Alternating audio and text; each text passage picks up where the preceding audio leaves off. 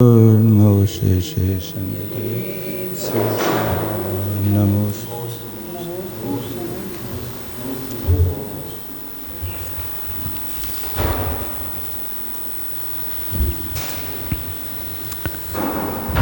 39 number की गाथा है। पितंतमुत्फेपस काल जय रोयर कर्ष किमी जाले ओयरे वशियोस चिरम 9 माशे पते। अब कहते हैं कि हे आत्मन, तू 9 मासे ही ओयरे वशीय से 9 मास तक उधर माने घर में बाश किया। वहाँ कैसे कष्ट उठाए तो पित्त से युक्त अंत माने आंत, मूत्र, पिपश, प्लीहा, कालिंज, यकृत, रुधिर माने खून और खरिश माने कफ, किमी जाले और इन सब के बीच में कीड़ों का समूह भी रहा। ऐसे स्थान पर 9-10 मास तक चिरकाल तक वशियों से निवास किया है। पित्तम मायु, पित्त को मायु कहते हैं।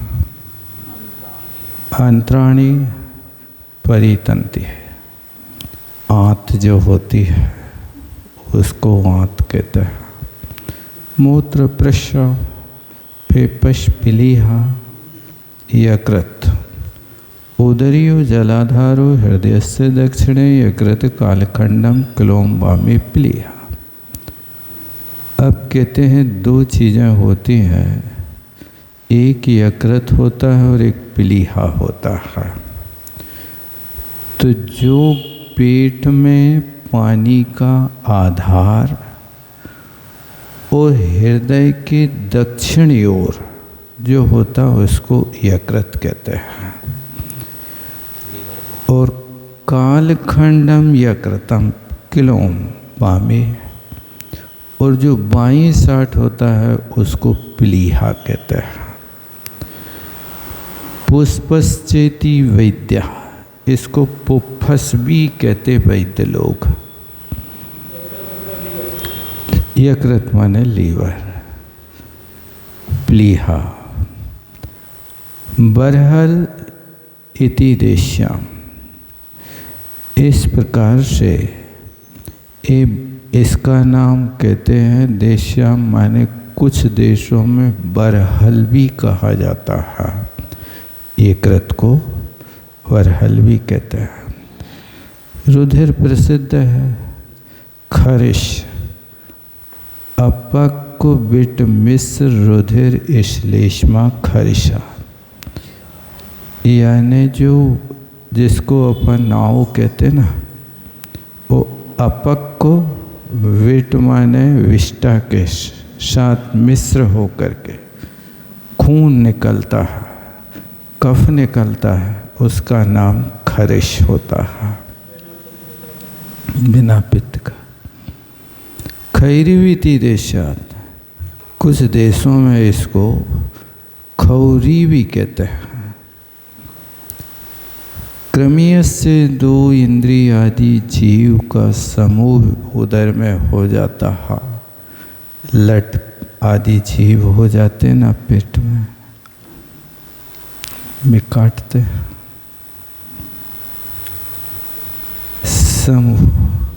समूह यत्र उदरे या पेट में इन सब चीज़ों का समूह रहा।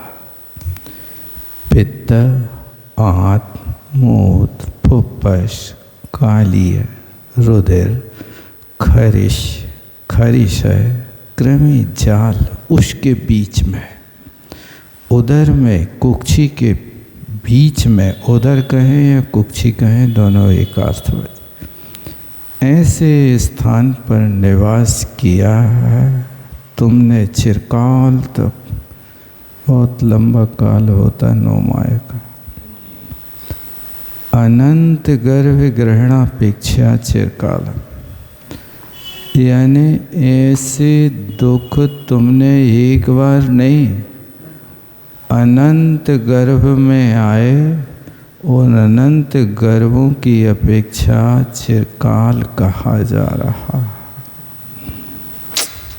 गर्भ की कष्ट सही अनंतों बार, इसलिए हे मुनि यदि बचना चाहते हो तो भाग लिंग धारण करो।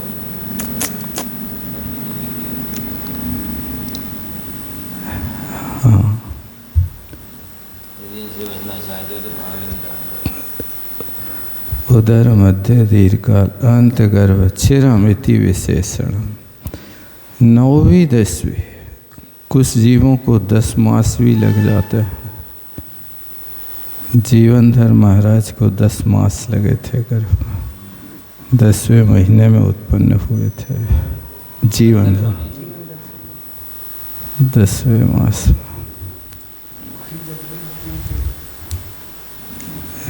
9 मास में हो जाता है, 9 मास में हो जाते हैं तो उनका परिवार विनाश को प्राप्त नहीं होता।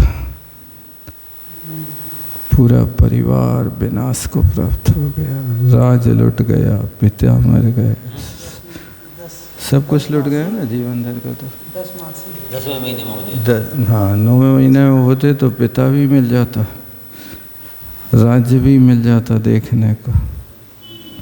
10वें माह में उसी दिन काष्टांगार ने मारने की सोची, उसी दिन वो शमशान घाट में उत्पन्न हुआ। धन्य परिपूर्ण जाते ये 9 या 10 मास में परिपूर्ण होते। तन्मध्य उनके ऊपर ज्ञान कालो लभते, कितना काल है इस शब्द से यहाँ प्राप्त किया जाता है।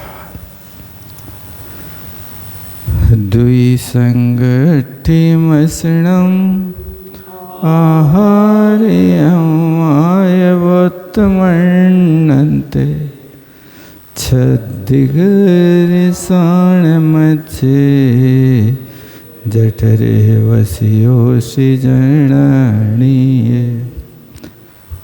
अब देखो, माता के गर्भ में जठर माने पेट में उसीते रहे हो, किसके मध्य में रहे हो, क्या खाया है? तो दुज संग अठीय असड़म आहरियम।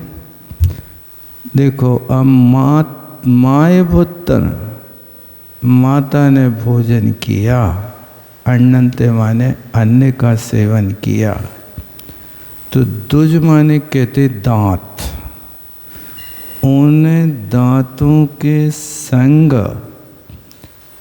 स्थित यानी उनको दला गया भोजन को, ऐसे असण माने भोजन को तुमने किया है।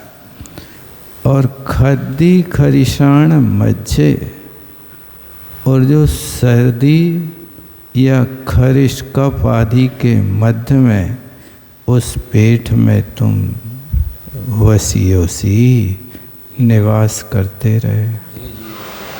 हे जीव, तो पहले है ही संबोधन, ऊपर से चले ही आए। जी भाई साहब जी। हे जीव, तुम जनन्या मातु उदरे, तुम माता के पेट में उषितोषी निवास चकर्थ किया है। चकार होना चाहिए कि चकर्थ होना चाहिए?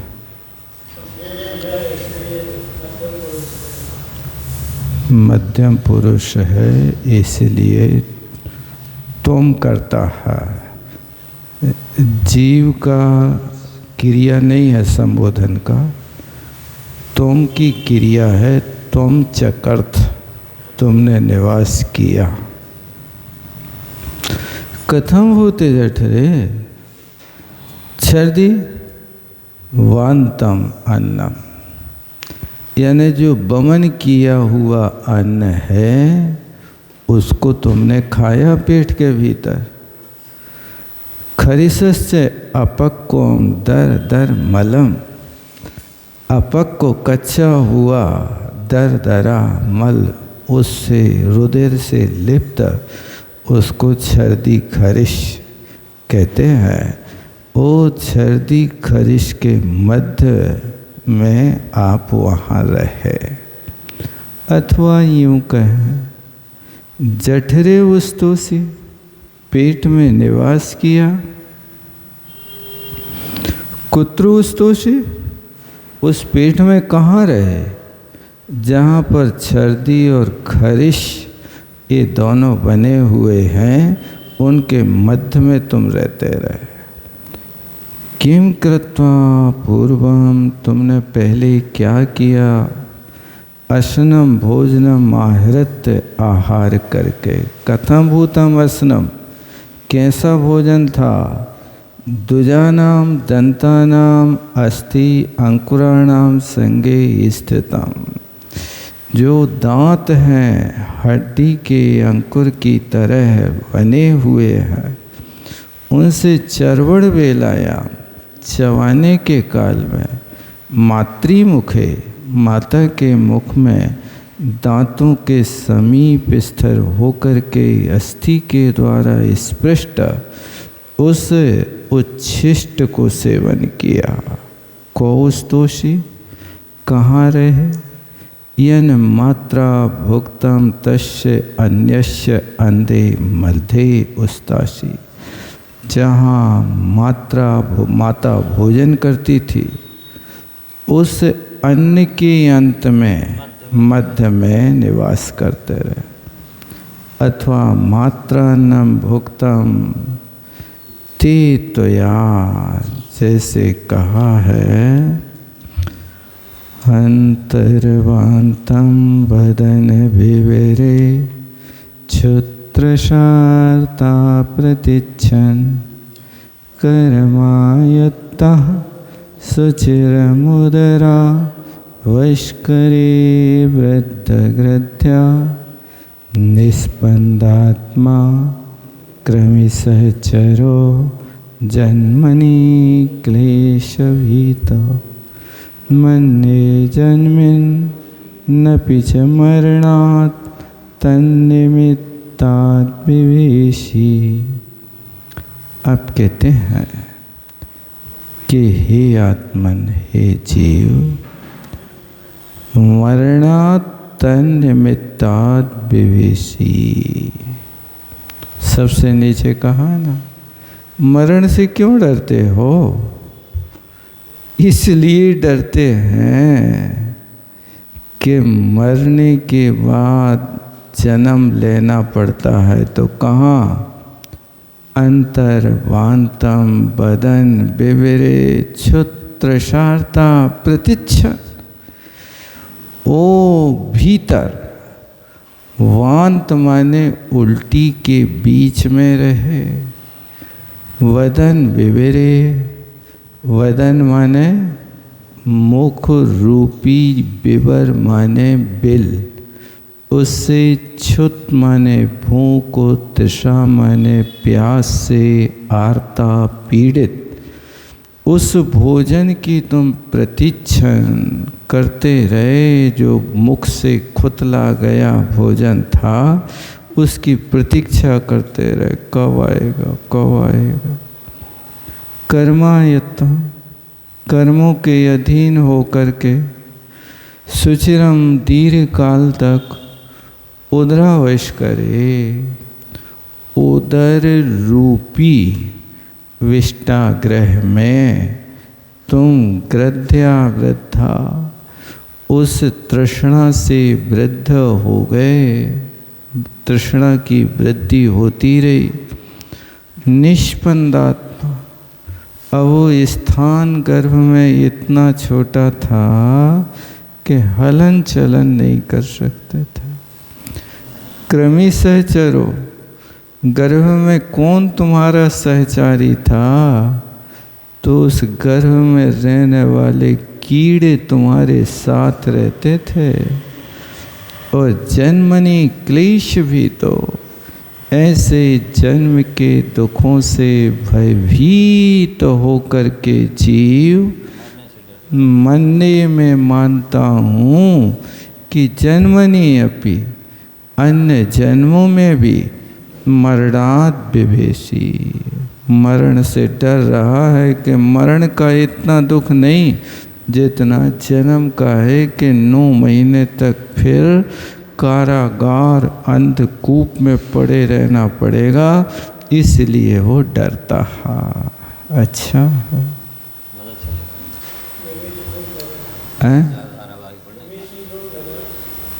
क्या? विभेषी डरते रहे। हाँ, विभेषी तो लट लकार का है, भीम है धातु का। पढ़ो भैया, विशेषार्थ पढ़ लो। अभी आया नहीं विशेषार्थ, कहाँ है मेरे से?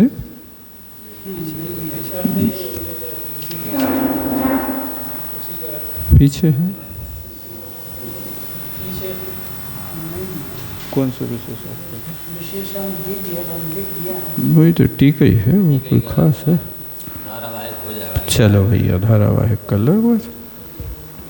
हे जीव, भावलिंग के बिना गर्भावास के दुख उठाते। 40 नंबर का विशेषार्थ। तूने माता के उदर में निवास किया है, वह भी भवन तथा यामाशय अथवा माता के द्वारा खाई हुई अन्न के मध्य निवास किया है, और चबाते समय माता के दांतों के संग में स्थित अर्थात दांतों से छूकर जूठे हुए आहार को ग्रहण किया है, अथवा मायन्नम भूतम ते, ऐसा भी पाठ है।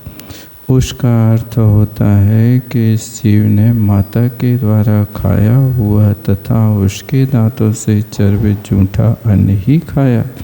जैसे कहा, हे प्राणी, तूने कर्मों के अधीन हो चिरकाल तक माता के उदर में स्थित मल के मध्य में निवास किया। वहाँ भूख प्यास से पीड़ित होकर बड़ी तृष्णा से तूने मुख विवर के भीतर पड़ते हुए अन्न की इच्छा की है। गर्भाशय में सिकुड़े रहने के कारण तू निश्चेष्ट रहा है तथा कृमि कुल के साथ तूने निवास किया है। इस तरह जन्म के समय जो क्लेश उठाना पड़ता है, उससे भयभीत होकर ही तूने जन्म के कारण भूत मरण से डरता है। और क्या पढ़ना?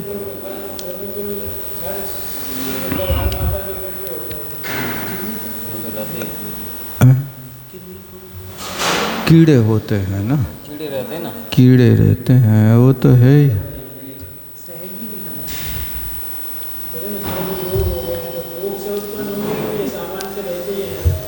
नहीं, सामान्य से नहीं रहते। उन मतलब ये है कि कृमि हो गए का अर्थ तो है कि जिसको अपनी भाषा में कहते हैं ना, चिनूना हो गए, तो वो कोई मिठास वगैरह की मात्रा अधिक होने से उन जीवों की उत्पत्ति हो जाती है। और फिर उसके बाद में यदि उसका संतुलन बना रहता है तो फिर उन जीवों की उत्पत्ति नहीं होती है।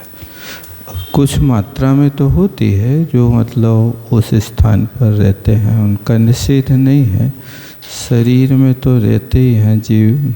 निगोदिया का वास तो है ही, बादर निगोदिया भी रहते हैं, सबके शरीर में। शिशुकाले अयाणे असीमज्जमिलोलियोषितुमं असुई असिया बहु सो मुनिवर वालत पर। हे जीव, तूने शिशु काले बचपन में अयाणे अज्ञान अवस्था में असुई मध्यमी लोलियों से तुम विष्टा के बीच में लौटते रहे, बोल के जानते नहीं थे, वहीं शौच कर लेते थे और पूरा शरीर उसमें लिप्त हो जाता था। जब माँ देखती थी तब कहीं साफ सफाई करती थी, लौटते रहे। और फिर असवी असिया अकेले लौटे नहीं, विवेक न होने से वो असुचि पदार्थ को खा भी लिया, हाथ छप गए, वही हाथ मुंह में दे ली। ऐसे बालत पत्ते रहे। उस बाल अवस्था में हे मुनि प्रवर तुमने खूब कष्ट भोगे। गर्भ रूप काले स्तनन धयाव सरे अज्ञान निर्विवेक। गर्भ काल का अर्थ कहते हैं कि जो बच्चा माँ का दूध जब तक पीता है तब तक उसको स्तनन धय कहते हैं, शिशु काल वो कहलाता है। निर्विवेक रहा, असुचि मध्य ऊथ मध्य लोलितो, विष्टा के बीच में तुम पड़े रहे। असुचि विष्टा अमेध को वो खा भी लिया बहुशः अनेक बार। हे मुनि प्रवर, हे यतिवराणाम ज्ञानी नाम मध्य श्रेष्ठ, परम प्रशस्य बालत्व प्राप्ति ने अवक्तव्य बालत्वम गति न। बालत्वन होना चाहिए तो हम बालात्मम लिखा है, बालपने में मालिक बालत्वम चाहिए।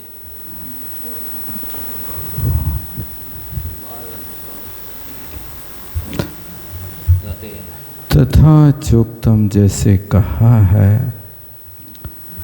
वाले वेसति न किंचिद परिणांगो हितम वाहितम।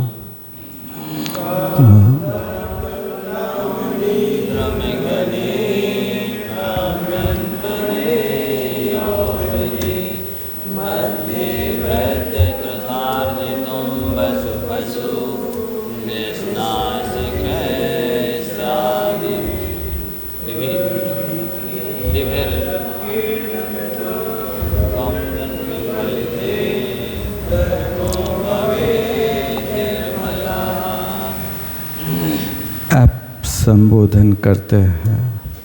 आत्मानुशासन का श्लोक है। कहते हैं, हे आत्मन, तुम स्वयं बताओ कि तुमने तीनों अवस्थाओं में क्या करो है अपने जीवन में, क्या मिला।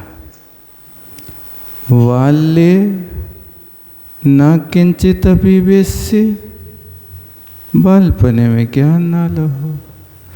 उस बाल अवस्था में तो तुम कुछ भी नहीं जानते थे। अपरिपूर्णांगो हितम वाहितम, अंगों की पूर्णता नहीं हुई थी।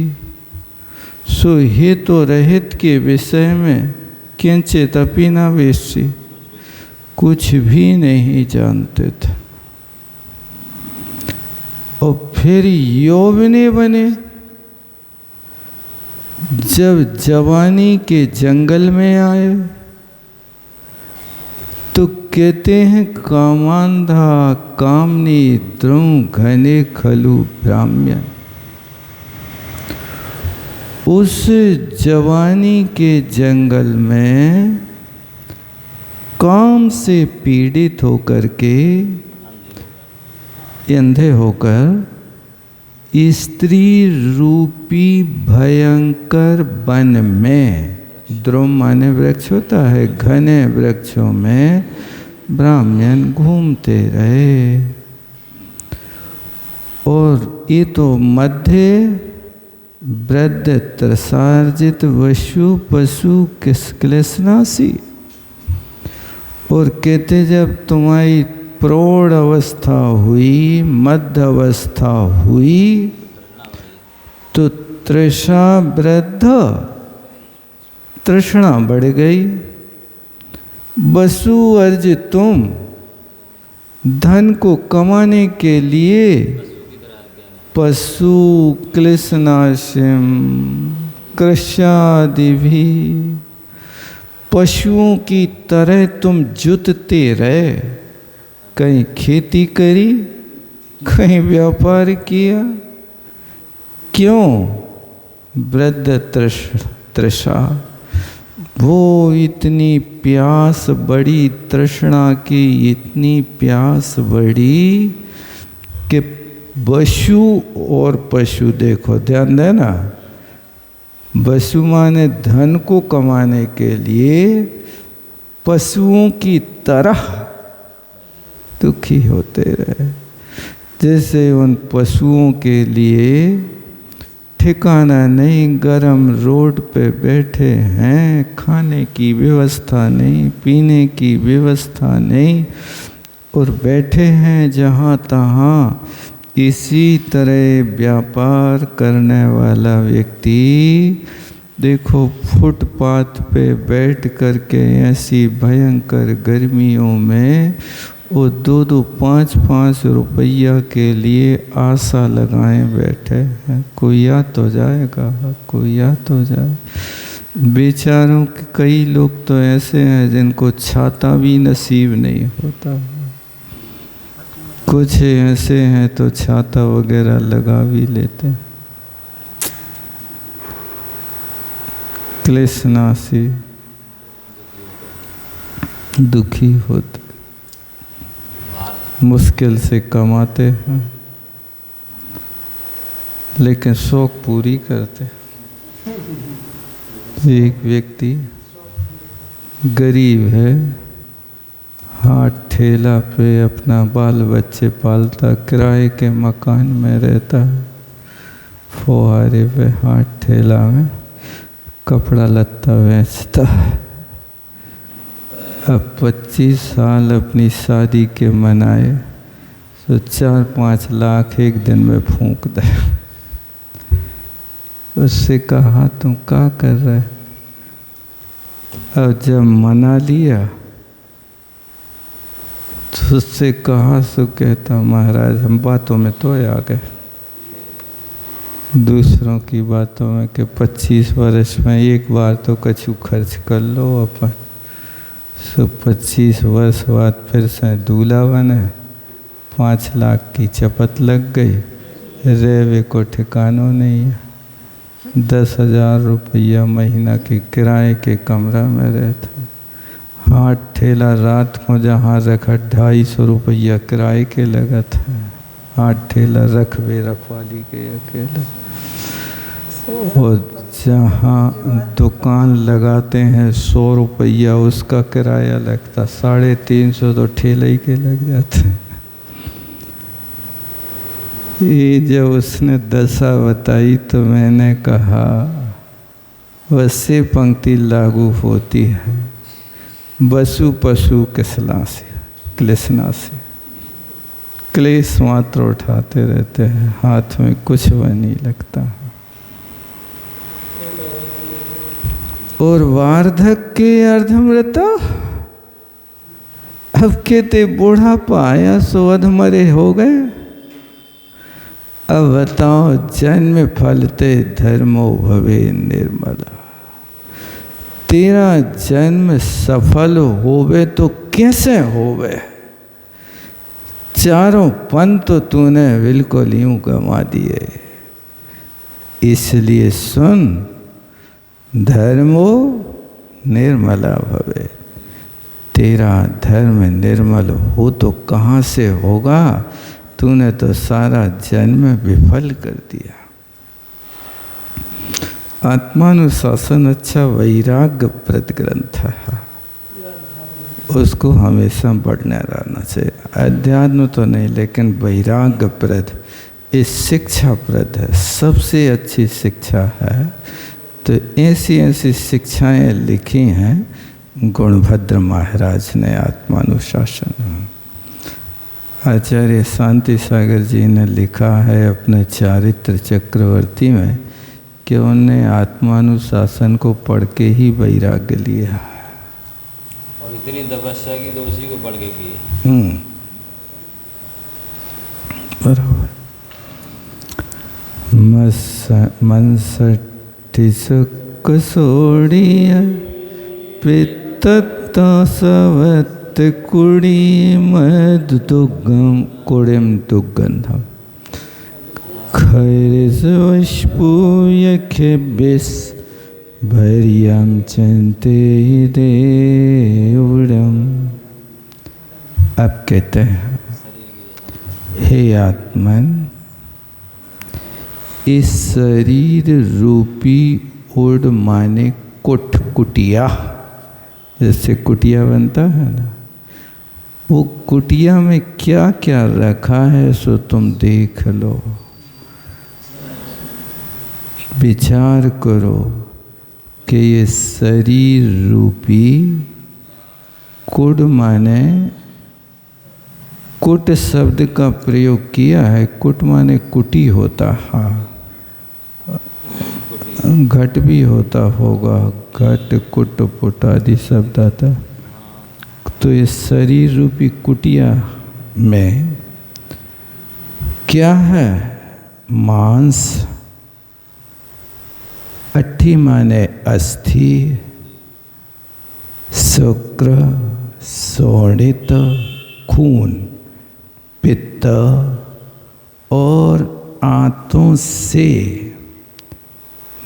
स्रवत माने बहते हुए, कुणिम माने कुणित सड़े हुए, मुर्दे, कुणिप माने मुर्दा होता है, ठीक है, मुर्दी की भांति, दुर्गंधम, अत्यंत गंध से युक्त दुर्गंधित, ऐसे खरिश वशा, उस खरिश कफादी, बस माने चर्बी और पूय माने पीप, इनसे और किलविश, विष्टा आदि से भरा हुआ इस शरीर रूपी झोपड़ा है, ऐसा तुम बार बार चिंतन करो। हे जीव शुद्ध बुद्ध एक स्वभाव आत्मन, हे जीव शुद्ध बुद्ध एक स्वभाव वाला ऐसा हे आत्मन तुम, इस काय कुटम शरीर घटम, कुट का अर्थ ने घट लगाया है, ठीक है, लेकिन टीकाकार ने घट लगा दिया है। चिंता, विचार करो, पर्यालोचस, बार बार चिंतन करना, कथम भूतम देह कुटम, ये देह रूपी कुटीर कैसी है? मांस, पिशित, हड्डी, शुक्र इति, इनसे भरा है, शोणित खून, पित्त, अच्छा जो गर्म होता है पित्त है,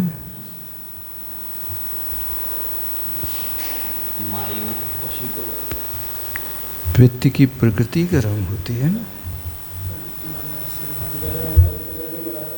है? पित्त गर्म होता है।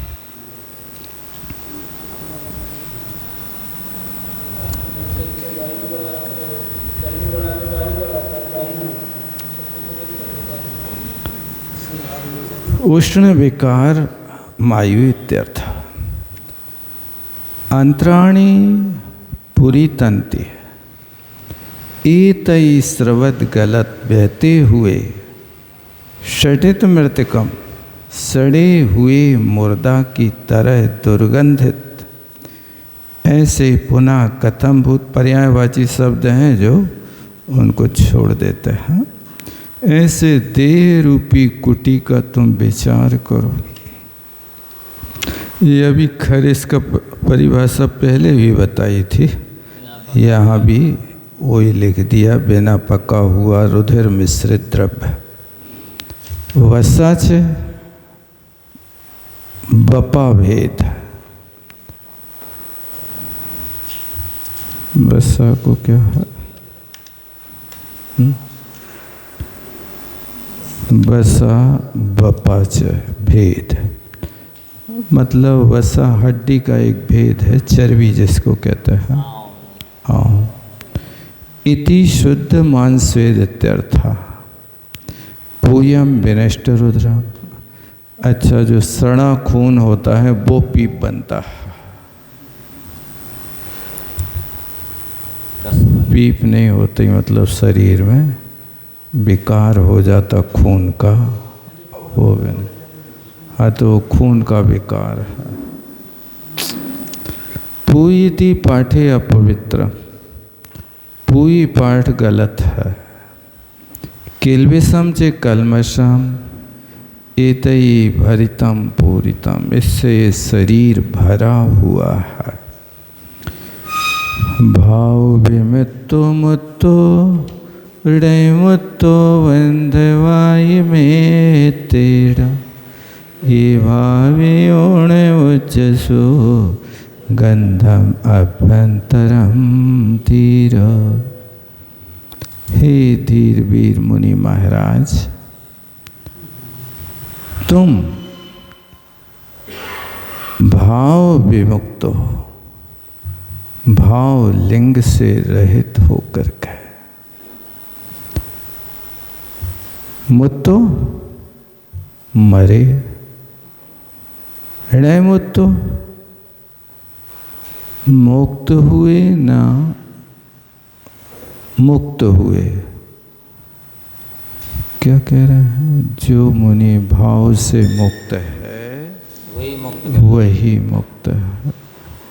बांधवादी इष्टजनों से मुक्त मुक्त नहीं कहलाता। ऐसा विचार कर हे योगीश्वर, तो आभ्यंतर गंध स्नेह को छोड़। मतलब ये ऐसा लगाना कि जो भाव से मुक्त है वो मुक्त है, बंधु मित्र आदि से मुक्त होकर के कोई मोक्ष मार्गी नहीं होता। हाँ, ऐसा विचार करके जो इंद्रिय विषय गंधादि हैं उनका तुम उज्जय माने त्याग करो। बांधवादीनां प्रेम लक्षणेन भावेने विमुक्ता रहता मुनिर्विमुक्ता कथ्यते। बांधवादि के प्रेम है लक्षण जिसका, उस भाव से विमुक्त माने जो रहत है वो मुनि विमुक्त है।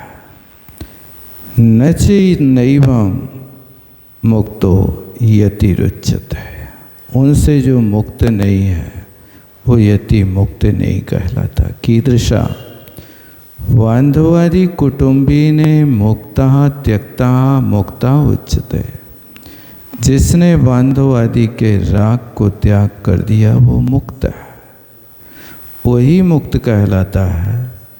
बंधु आदि मात्र से मुक्त मुनि। ऊपर मित्र किया था ना गाथा में, बंधुआई मित्रेण, तो यहाँ पर मित्रेण होता तो अच्छा रहता, मात्रेण के स्थान पे। ऊपर छाया में मित्रेण किया ना, बांधवादी मित्र, बांधवादी मात्रेण। बांधव आदि के मात्र से मुक्त मुनि नहीं कहलाता। नोच्यते होना चाहिए, मुनि ना उच्यते।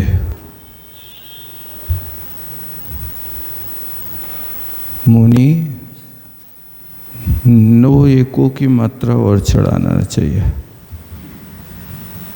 नहीं मिला। मुनि ना उच्चते, चाहिए था। हाँ, संधि हो गई। मुनि ना उच्चते,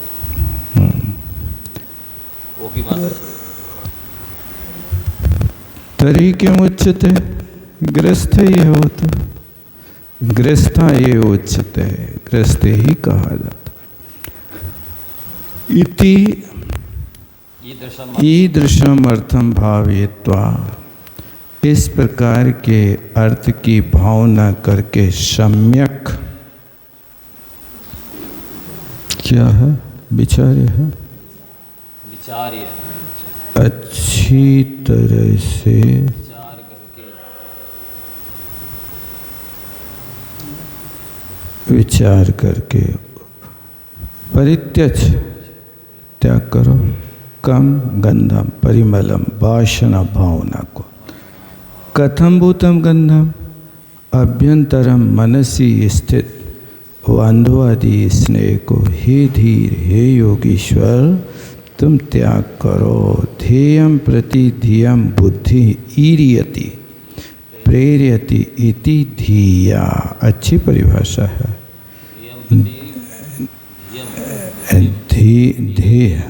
ध्येयम प्रति यानी ध्येय के योग जो बुद्धि को प्रेरणा करता है, अपना जो लक्ष्य है उसकी ओर बुद्धि को लगाता है, उसका नाम धीर होता है।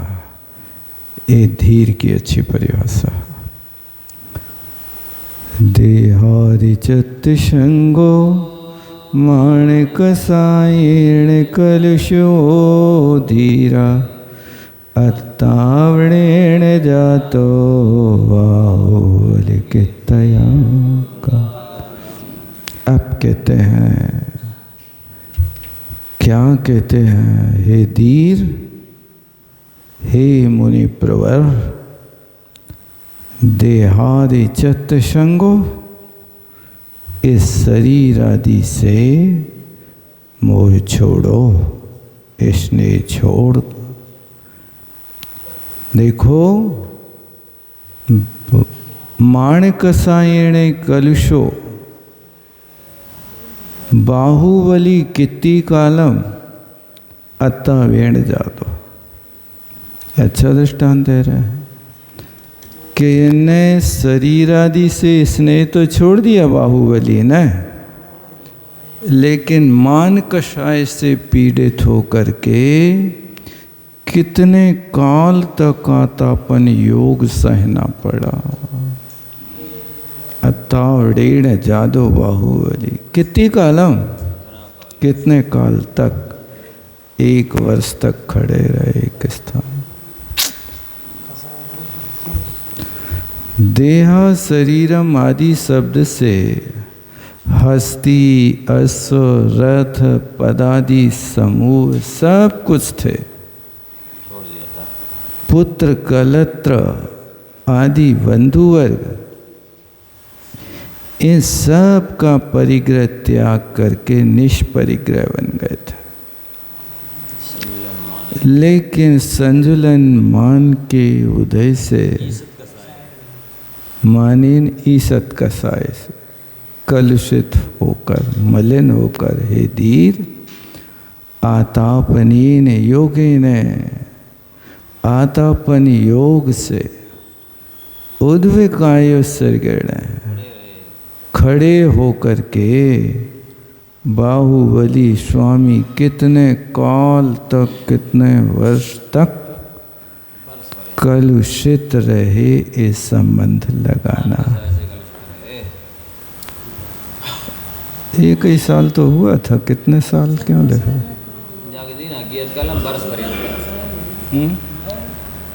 वर्ष पर्यंतम, ठीक ठीक। क्या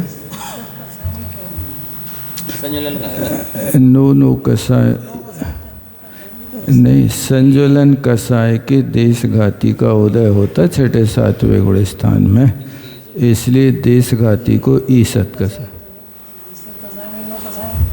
नौकसाय का नाम तो है ही, लेकिन संजुलन को भी छठे सातवें गुण स्थान में देशघाती स्पर्धक हैं, तो नौकसाय भी देशघाती कहलाती है, संजुलन भी देशघाती कहलाती, इसलिए दोनों को ईसत कषाय कह दिया जाता है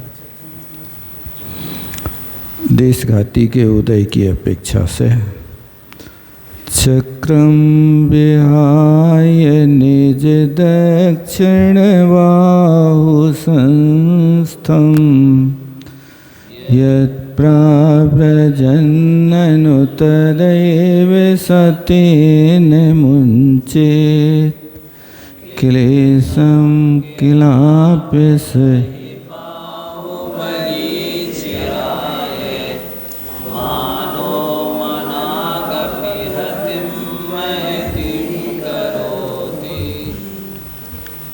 कहते हैं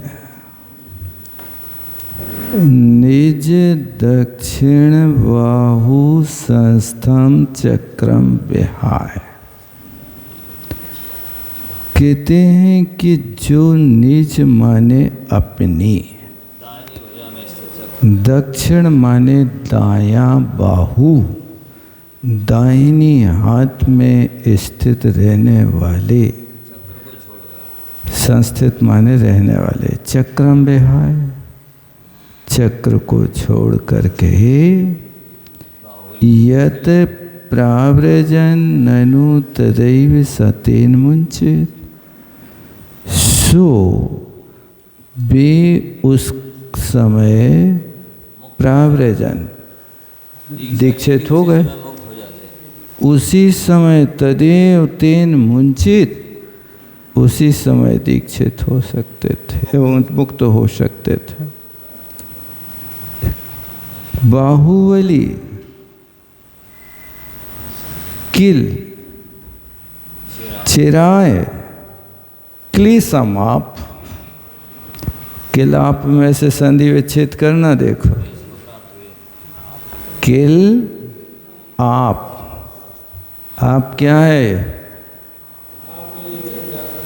पानी है कि क्रिया है?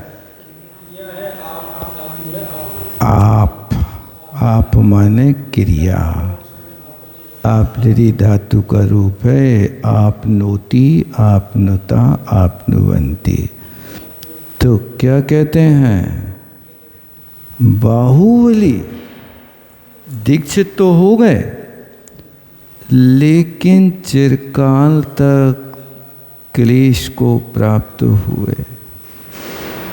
कहते सुनो भैया, मनाग अपि मानो महतीम हतिम करोति, थोड़ा सा मान भी बहुत बड़ी क्षति कर देता है।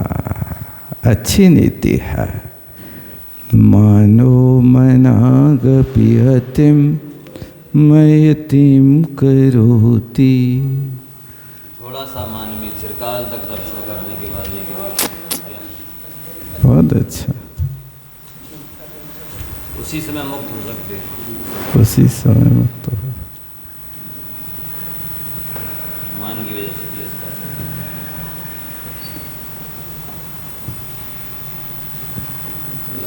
चक्रम विहाय क्यों लिख रहा है? इनने थोड़ी चक्र छोड़ा, चक्र तो बाहुबली भरत ने छोड़ा था। नहीं, लेकिन हाथ तो इनके हाथ में गया था ना। आइए नहीं, हो तो प्रदक्षिणा दे के चला गया, चक्रवर्ती थे ही नहीं, जीत गए थे। बाकी वो तो गोत्रघात नहीं किया, बाकी तो वापस हो गया था वो, ये पकड़ भी नहीं सकते थे उसको।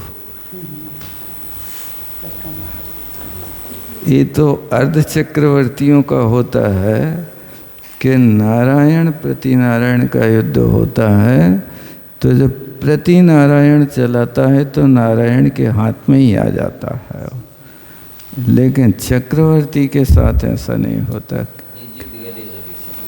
लगा लो, मन समझावे के लाना।